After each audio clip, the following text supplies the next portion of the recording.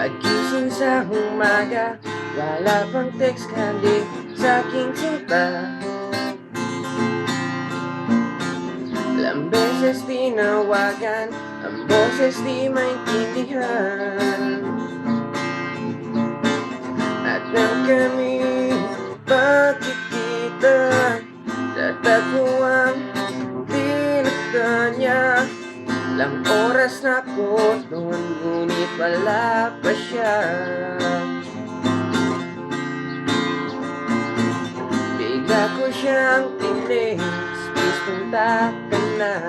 Sorry na, pwede ba tigil na natin ito?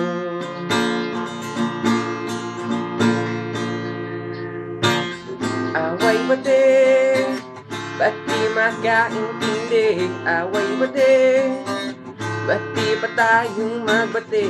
Sorry na, pwede ba? Ayoko na, itigil na natin ito. Away na to.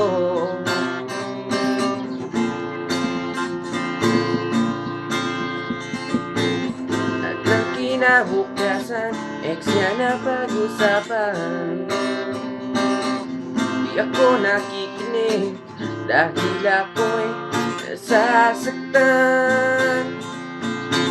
At na siya'y makaramdam na di ko siya pinakikinggan.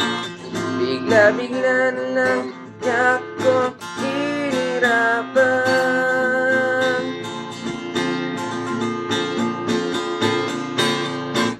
Away ba din? Ba't di kaintindi? Away ba din? Ba't di pa tayo magbati? Sorry na, kung pwede ba? Ayoko na, itigil na natin ito. Away na to.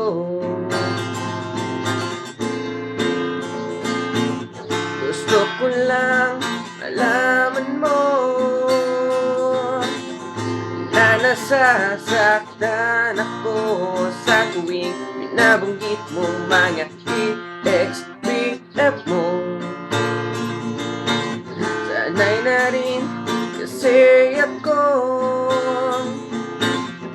binabasa mga text ng mahal kong dalaga. Mula sa paggising at sa pagpahinga. Kaya sorry na, kung pwede ba, ayok na, itigil na natin ito. Itigil na natin ito.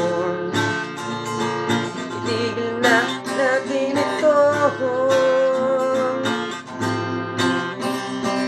Itigil na natin ito.